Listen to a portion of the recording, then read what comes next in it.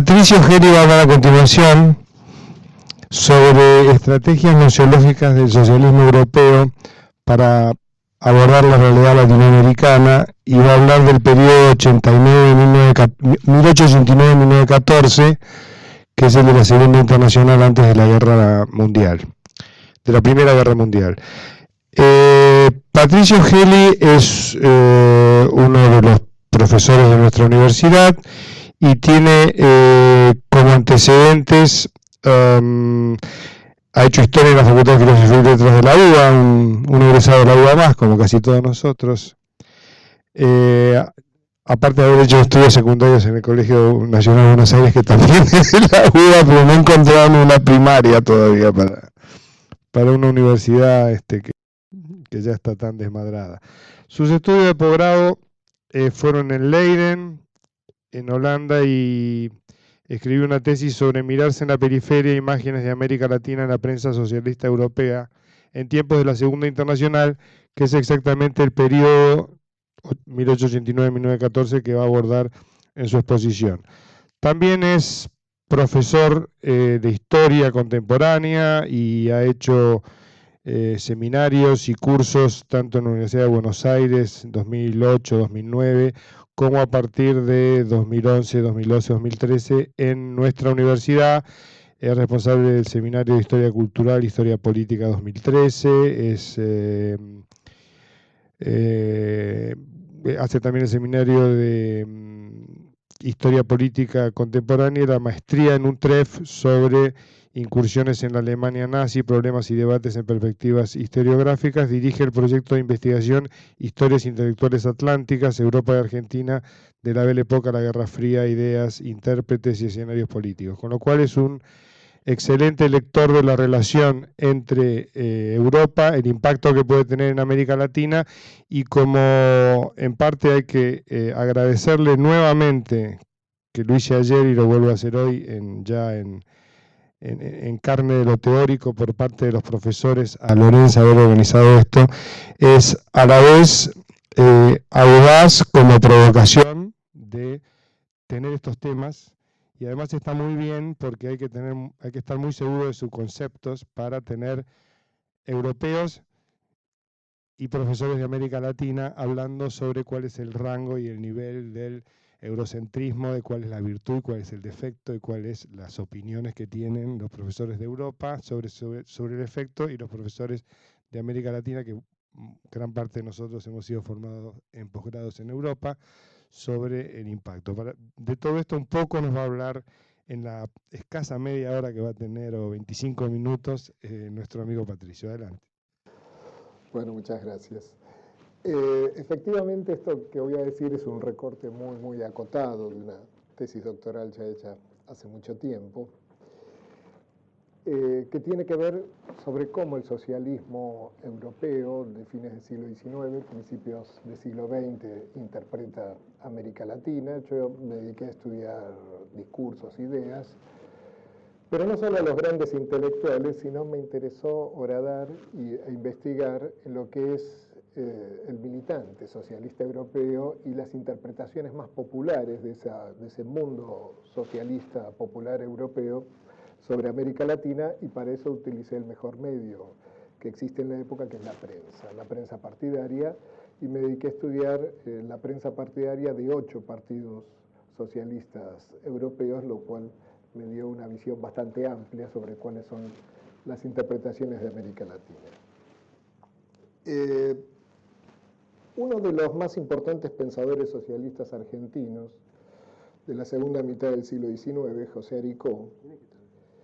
decía que América Latina y el marxismo... ¿Habla muy cerca el micrófono? Bueno. América Latina y el marxismo son dos universos que parecen haber estado condenados al desencuentro, al menos por varias décadas. Tal observación comprendía tanto los desafíos para interpretar los diferentes escenarios latinoamericanos, desde las categorías de esa cultura política, cuanto las dificultades para crear fuerzas hegemónicas socialistas capaces de transformarlos. Este juicio de Aricó, quizás que tiende a volcarse sobre el socialismo del siglo XX, vale también para el socialismo en tiempos de la Segunda Internacional. Digo, en tiempos de la Segunda Internacional, tomando el término del historiador italiano Andreucci, en el sentido que este periodo, 1889-1914, es uno de los periodos más ricos del pensamiento socialista europeo, que encierra muy diversas tradiciones nacionales socialistas diferenciadas, y por lo tanto es casi imposible hablar de un socialismo único en Europa en ese periodo, salvo haciendo una abstracción.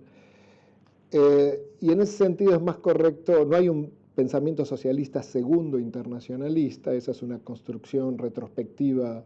bolchevique para legitimar la propia acción y la perspectiva revolucionaria y que después va a heredar el movimiento comunista mundial, sino lo que existen son variaciones de un espectro muy diverso. Por eso cabe la denotación de socialismo en tiempos de Segunda Internacional, en el sentido que hay muchos socialismos y el marxismo ocupa, según los países, un lugar más o menos importante. Profundizar en el análisis de las miradas de los socialistas europeos del 900 sobre América Latina nos permite comprender mejor dos cuestiones. En primer lugar, los problemas y dificultades que presentan las lecturas del socialismo del viejo mundo cuando procuran interpretar fenómenos latinoamericanos desde instrumentos teóricos surgidos en el siglo XIX para descifrar la nueva fisonomía de Europa y pronosticar su futuro. Y también porque el estudio de las miradas socialistas europeas permite entender las peculiaridades y desafíos que enfrenta el pensamiento socialista del Nuevo Mundo, derivadas del intento de reelaborar y adaptar esta tradición y cultura política a las circunstancias locales. En ese sentido, el estudio del centro ilumina la periferia, pero el de la periferia también ilumina el centro, porque es en los márgenes geográficos y nociológicos de una ideología donde se ponen de relieve las aporías, las tensiones y las paradojas de sus concepciones. Me propongo tratar algunos aspectos de la primera cuestión, es decir, de los problemas y dificultades que presentan las lecturas del socialismo del viejo mundo cuando se procura interpretar los fenómenos latinoamericanos, tomando como fuente la prensa de diferentes partidos socialistas europeos y en este caso, por una cuestión de tiempo, particularmente el del socialismo francés. El eje del análisis es un poco la tensión entre la pretensión interpretativa universalista de la mirada socialista europea del periodo, aunque podríamos decir que en forma más leve, pero que continúa hasta hoy, decía entre la pretensión interpretativa universalista de la mirada socialista europea y la decodificación eurocentrista de los procesos históricos en América Latina. La consecuencia es el predominio de una lectura, por momentos reduccionista, de los fenómenos latinoamericanos y la expulsión del análisis de aquellos hechos que no encuadran con el paradigma evolucionista socialista, es decir, para resumir muy rápidamente y casi brutalmente, el evolucionismo socialista es una fusión que adquiere diferentes grados de intensidad, según los socialismos nacionales, entre un sentido común marxista, que a su vez se fusiona con tradiciones socialistas anteriores, que está conformado por una trinidad que después pasa a ser vulgarizada en su extensión a las masas, que es la teoría del valor, propuesta por Marx, su concepción materialista de la historia y la forma de la lucha de clases que adquiere el capitalismo en el siglo XIX. Esta tríada se fusiona con un substrato iluminista, basado fundamentalmente en la idea de progreso, que ya va cobrando modificaciones en la medida que el positivismo, que es la principal ideología en Europa a fines del siglo XIX, empieza a horadar tanto el pensamiento liberal cuanto la forma idealizada de la idea de progreso de la Ilustración. El evolucionismo socialista es ante todo una creencia basada en una concepción del devenir de la humanidad que permite un ordenamiento de las diferentes sociedades existentes según la fase del desarrollo histórico en que se localizan.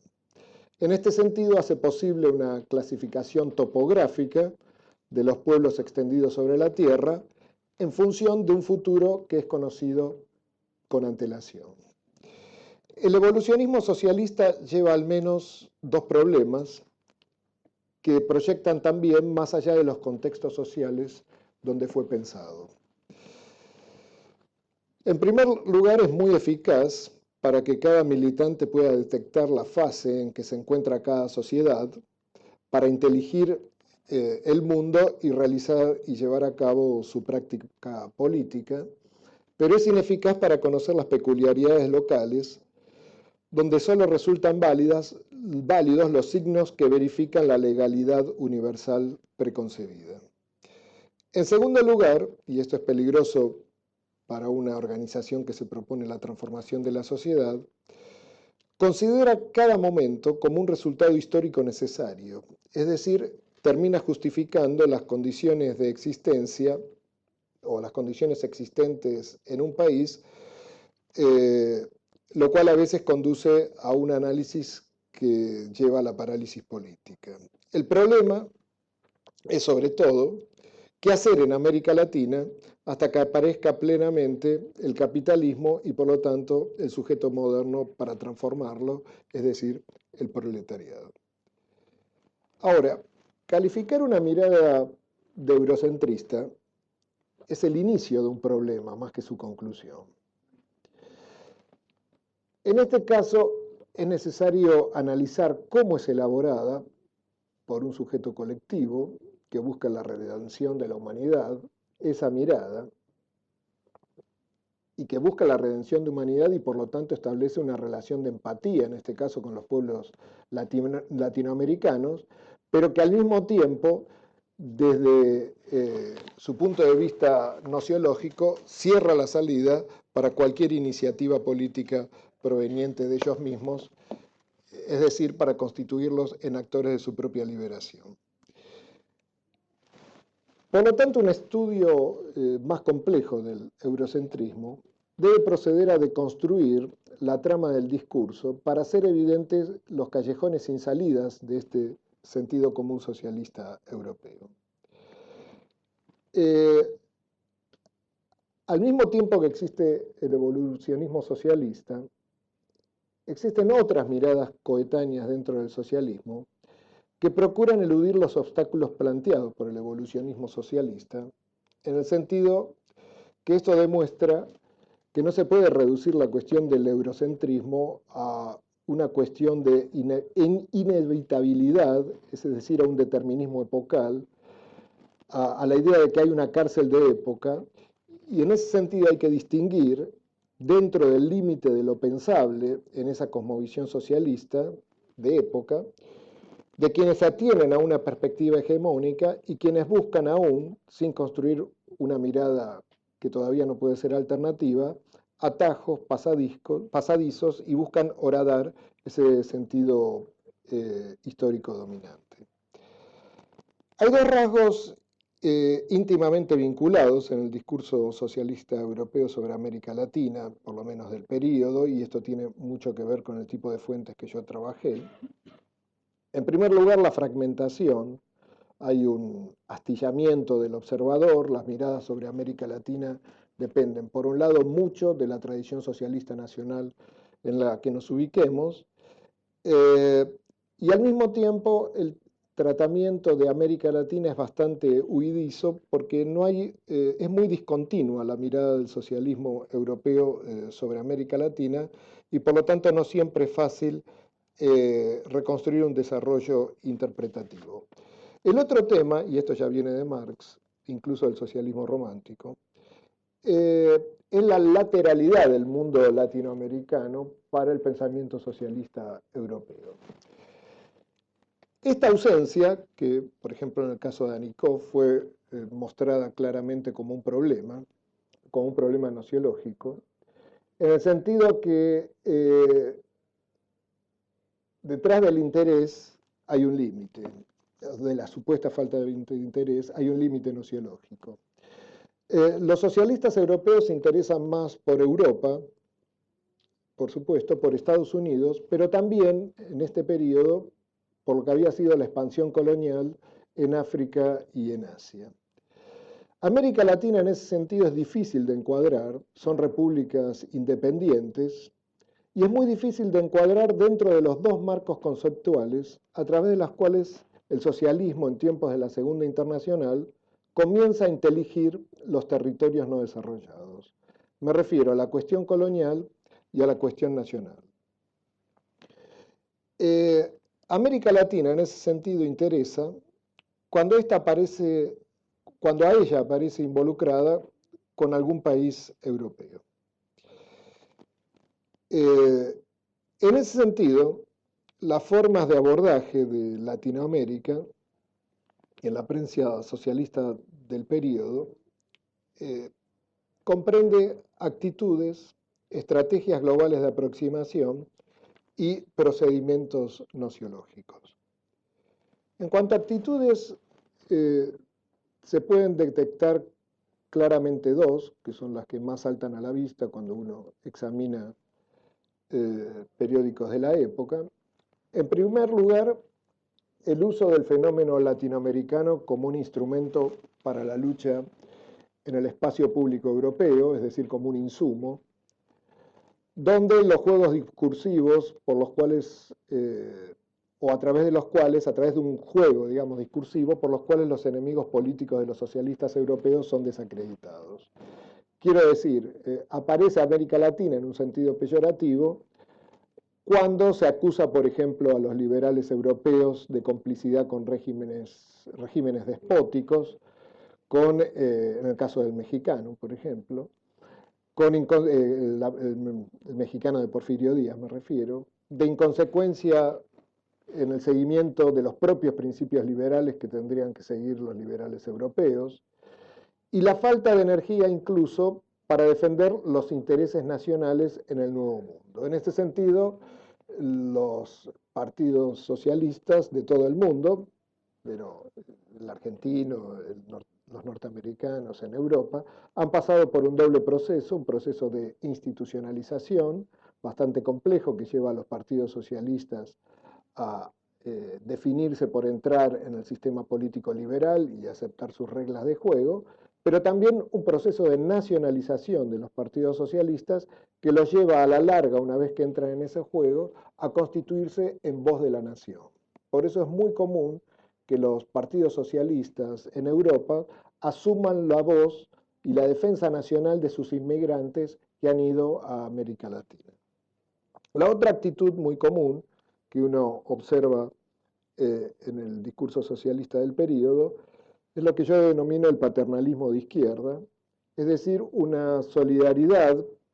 con las penurias derivadas de la opresión de los pueblos latinoamericanos, pero un escepticismo o una creencia fuerte de que estos pueblos no pueden elaborar una respuesta original y superadora de las mismas. En ese sentido, la solución promovida por el socialismo europeo es una custodia teórica del curso histórico en América Latina, que correría siempre por cuenta del socialismo europeo como una suerte de asesoramiento, que siempre se va a arrogar el lugar del saber. Esto aparece, por ejemplo, en la conveniencia de la invasión de Cuba por los Estados Unidos frente a los pueblos, a los movimientos cubanos que luchan por la independencia, la crítica a los revolucionarios mexicanos, sobre todo al movimiento de los hermanos Magón, un movimiento filoanarquista, por abandonar el sistema liberal, o la descalificación del Partido Socialista Argentino por ser incompatible en un país donde no hay gran industria. En cuanto a las estrategias globales de aproximación del objeto de América Latina, se pueden detectar dos. En primer lugar, un tipo de abordaje que procura hacer inteligibles los fenómenos a partir de su inserción en un sistema interpretativo preconcebido que reduce el proceso histórico europeo a un canon universalizable. Es decir, una adscripción débil a un sentido común evolucionista que está tamizado por nociones del marxismo y el socialismo en general. Otra estrategia de aproximación a este objeto tan sinuoso para el socialismo europeo, aunque también contiene las marcas del eurocentrismo, intenta esbozar una explicación inmanente a los escenarios sociales latinoamericanos sobre la base de uno o varios factores locales que consideran estructurantes de los mismos. El caso más notorio es el estudio del peonaje en México o lo que se considera una modernización bastarda para el caso argentino, que derivaría en un híbrido social donde las conductas colectivas que ocurren en la Argentina se apartan de los cánones propios del capitalismo tradicional. En tercer lugar, en cuanto a los procedimientos nociológicos que ensaya el socialismo europeo para entender América Latina, se pueden observar dos que también son claramente enunciados para entender actores, relaciones y situaciones en América Latina. El primero, digamos, se atiene a la comparación de los fenómenos latinoamericanos con factores ya conocidos en el pasado o el presente europeo. En ese sentido, para el socialismo europeo, conocer América Latina es comparar. Conocer es comparar con lo ya conocido, es comparar con la historia europea. Este tipo de aproximación diluye la especificidad de hallazgos y ubica los datos que se encuentran en América Latina en una escala evolutiva donde resultan reconocibles. El otro es el abordaje impresionista, que es habitual en los viajeros socialistas, especialmente en el caso argentino, que es el que les resulta más desconcertante al socialismo europeo, que concibe el objeto latinoamericano como una trama de signos a develar. No cuestiona abiertamente el paradigma evolucionista socialista, pero pone de relieve las limitaciones para aprehender lo diferente y insinúa dudas sobre la inscripción de Latinoamérica en un curso de progreso que lo obliga a seguir un proceso similar al europeo. Estos rasgos constitutivos de la mirada socialista europea mencionados y sus problemas se ponen de relieve cuando se interpretan tres fenómenos sucedidos en América Latina entre 1889 y 1914 que muestran los problemas, límites y aporías en los cuales entra esa mirada. Me refiero a un movimiento de independencia, la Guerra de Cuba; en segundo lugar, una revolución social, la Revolución Mexicana; y en tercer lugar, un acelerado proceso de modernización, casi inusitado a nivel mundial, que es el caso de la Argentina. El resto de América Latina es casi ignorada, la presencia más notable es la de Brasil, como ausencia en el discurso socialista.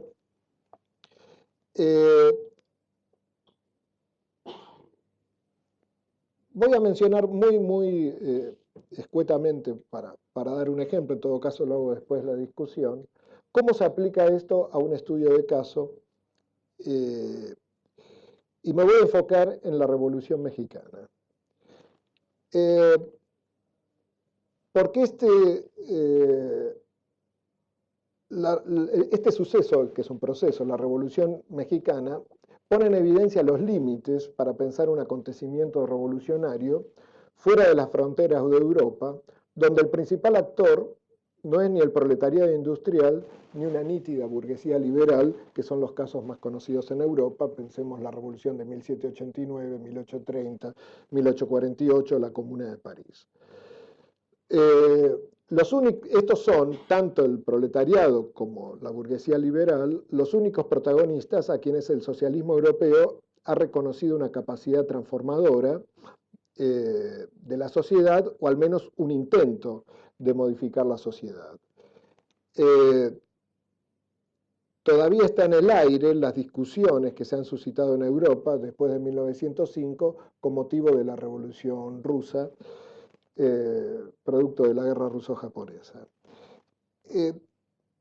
La idea de revolución, como un hecho inevitable, había entrado en discusión en la Segunda Internacional con el Bernstein debate, donde había primado una concepción gradualista del desarrollo y la transformación del capitalismo ajustada a una política cotidiana reformista, descartándose así la fraseología revolucionaria casi como un cuerpo extraño al marxismo moderno, digamos, y poniendo en jaque al catastrofismo kauskiano. La Revolución Mexicana irrumpe cuando la cultura socialista europea ha ubicado el fenómeno revolucionario en el pasado o en los territorios orientales europeos juzgados atrasados, pero que se encaminarían al modelo occidental, es decir, a la coexistencia entre el sistema político liberal y el desarrollo capitalista. Las formas, lo digo muy rápidamente, las formas que utiliza el socialismo europeo es igualar el porfiriato mexicano a la Rusia zarista o al pasado francés prerevolucionario, es decir, pre-1789. El peonaje es asimilado a la situación francesa del siglo XVIII o a la situación del mujic ruso, y el porfiriato, Porfirio Díaz mismo, es visto como el zar Alejandro. En todo caso, esto lo agrego en la discusión, el estudio de caso. Ya no hay tiempo, pero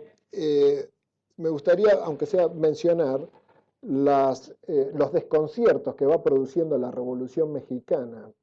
en el pensamiento socialista europeo, en la medida que Madero parece que el régimen de Madero va a ordenar la sociedad mexicana según el canon occidental, es decir, va a instaurar un sistema liberal desde el punto de vista político, y la cercanía con los Estados Unidos va a permitir el desarrollo del capitalismo tal como se lo conoce en Europa. Y en ese sentido se espera que en México rápidamente aparezca un proletariado industrial que produzca, esa es la primera expectativa, un proceso transformador. La historia sigue un curso muy diferente, Madero dura muy poco, los socialistas europeos, empezando por Llorés, defienden a Madero y critican a los revolucionarios mexicanos que se empecinan en hacer una transformación social, como es el caso de Villa y de Zapata. En conclusión, se podría decir, hay variaciones en la forma de interpretar México, pero que hay una creencia en un movimiento de la historia ajustado a un canon edificado según la experiencia europea,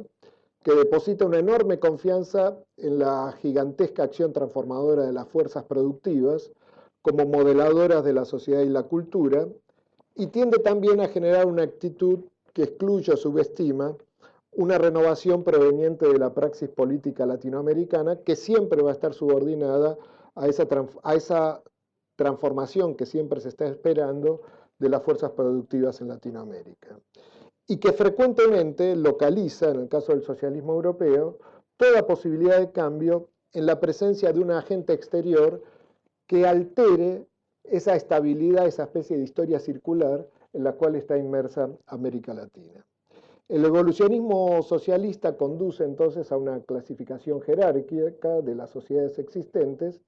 y a un paternalismo pedagógico basado en la convicción de que las naciones más avanzadas, o más precisamente los partidos socialistas de las naciones más avanzadas, enseñan a las más atrasadas la imagen de su propio futuro.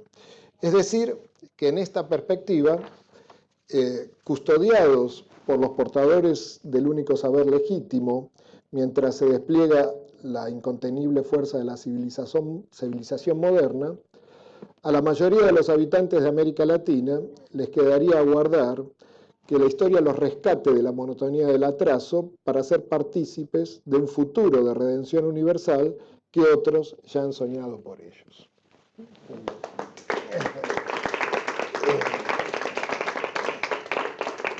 Me moderé, ¿eh? Muy bien. Hola.